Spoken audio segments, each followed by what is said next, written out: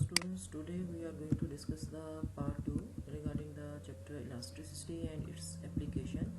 So we have already discussed the concept of elasticity. Now we are moving towards the concept of like what determines the price elasticity of demand. So what are the factors that determine the price elasticity of demand? So in order to understand the factors that determine the price elasticity of demand, one by one we are going to discuss these factors. So first is necessities versus luxuries. So we have to know that what are the difference between necessities and luxuries and how it affect the price elasticity of demand. So necessities basically tends to have inelastic demand, whereas luxuries have elastic demand. We already discussed that what is inelastic demand and what is elastic demand. So in case of necessities we have the inelastic demand, and in case of luxuries we have the elastic demand.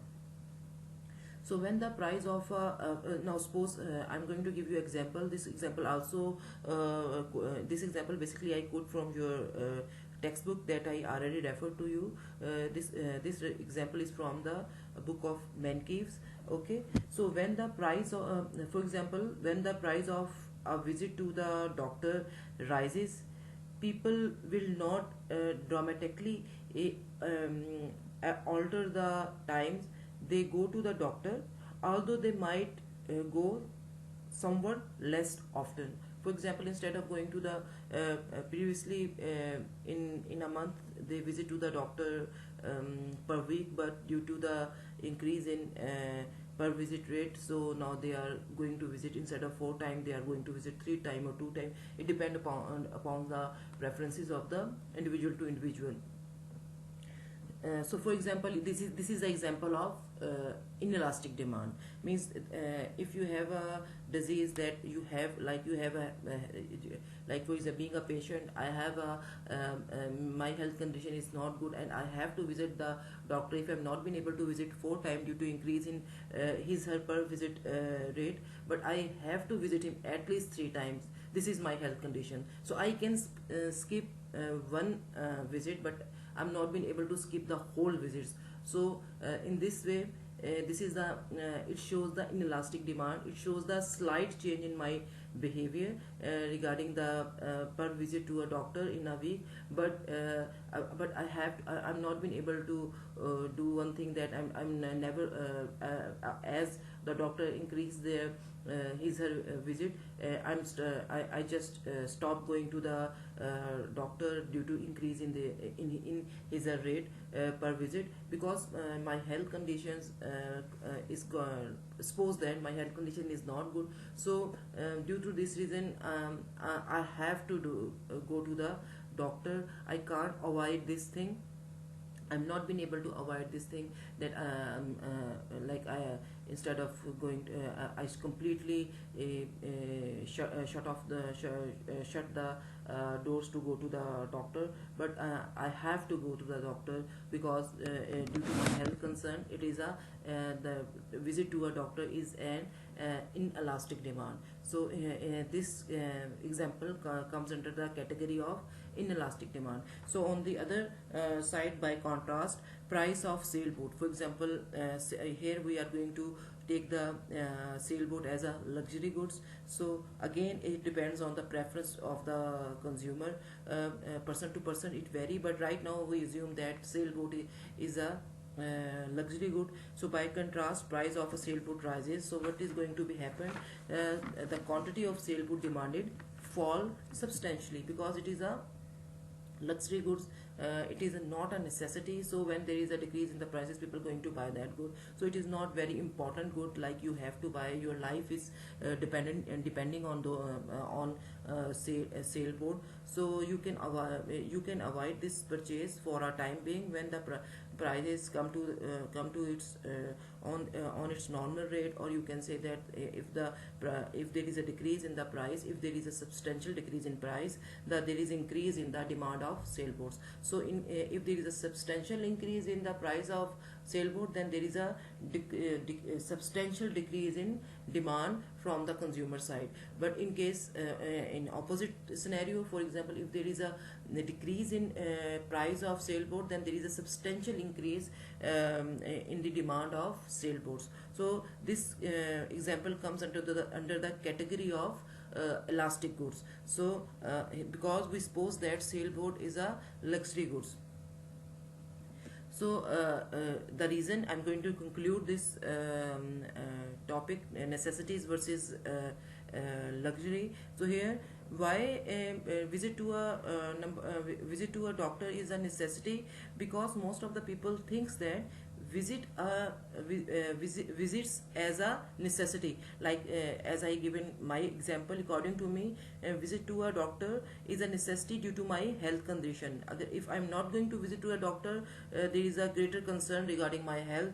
Maybe my health condition become worsen, so I have to visit the doctor. So for according to my point of view, according to my preferences, the number of visits to a doctor comes under the category of inelastic demand. So here so the number of visits as a necessity, and on the other hand, sailboat we took as a luxury. So but again, I'm repeating this thing again and again, because maybe in real life you are going to see that some goods that according to me is a luxury, but it is a necessity for some other person. So it's very person to person. So whether a good is a necessity or a luxury depends not on the intrinsic properties of the good, but on the preferences of buyer. So this is very important, that the elasticity of any good depends on the preferences of buyer. So here just in order to understand the concept, or in order to clarify the concepts to you, we just supposing the things that this thing is elastic, or and this the other thing is inelastic. So in order to understand that, but when you are individually you are going to comparison the thing, like by taking yourself by yourself, or by taking your own example, you can for you something like any good is a necessity for you,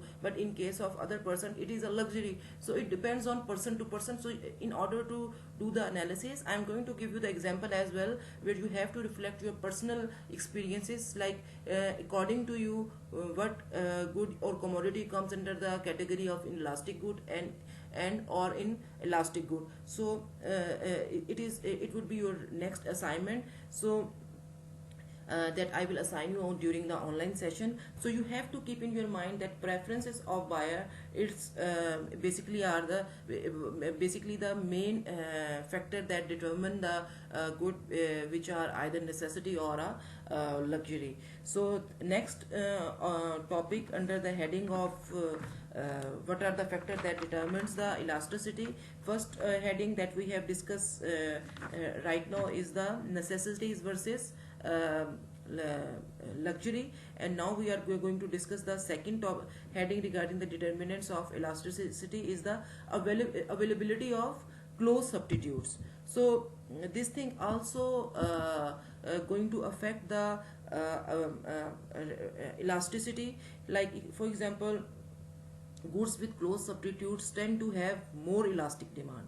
Means if there is a substitute available of one good, then this good comes under the category of elastic demand. For example, we are repeatedly like in case of Pakistan, we are going to take the example of Uber and Cream. We have the example of Coke and Pepsi. And in case of shampoos, we have different type of shampoos like Head and Shoulder, Pearl Plus, and etc etc. So we can take any example, for example here. But the important thing is that goods with close substitute tends to have more elastic demand. Means people have more option. If there is increase in price of one good that is and its substitute is already available in the market, so of course the consumer move towards that good that substitute, that prices remain the same, there is no change on the price of substitute. So of course you are going to shift to shift that substitute. If you have, again it depends on the preferences of the consumer as well. So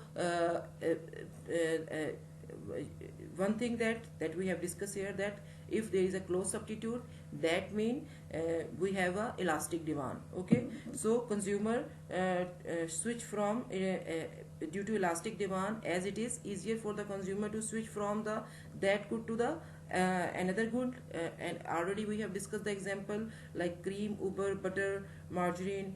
Okay, so these are the easily available substitute. So so in this case, a small increase in the price of, for example, we are going to take the example of butter and margarine. So a small increase in the price of butter, assuming price of margarine is held fixed. So there are two goods, both of them are substitute of each other. Here we are taking the example of butter and margarine. So here we are supposing that there are two goods that are substitute of each other. So a small and we are again supposing that there is a small increase in price of butter.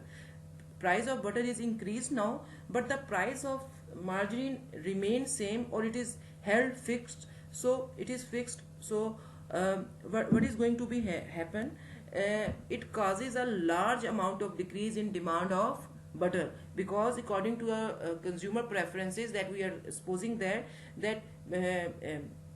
margarine is the substitute of butter. So due to increase in price of butter, the consumer of butter are starting will shift towards to the margarine. So this is happen if there is a close substitute of any good are available in the market. People are switch from one good to the another good if there is a decrease in one price. Okay, so in this case, close substitute have the elastic demand. Okay, close substitute have the elastic demand, and necessities have the inelastic demand. Okay, luxuries have the elastic demand. Necessities comes under the category of inelastic demand, luxuries comes under the category of elastic demand, and close substitute also comes under the category of elastic demand, because people have options. It is not need of the hour that you have to buy that good. You can postpone that purchase, and you can buy it later when there is decrease in price in case of luxuries, and in case of substitute you can easily switch from one good to the another good. That's why we call this demand is the elastic demand. Okay, but in case of necessity you have to buy that good, whatever the reason. So that's why there is due to this reason, this category comes under to the category of necessity, because like it is a basic needs that you have to fulfill in order to continue your daily life.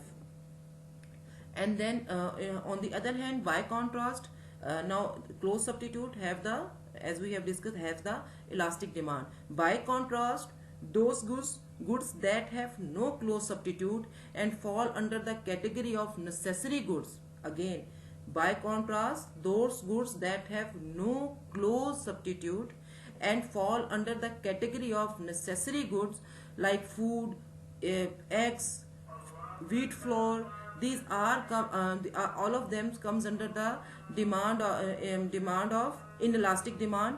The demand for those goods is probably less elastic than the demand for butter. The next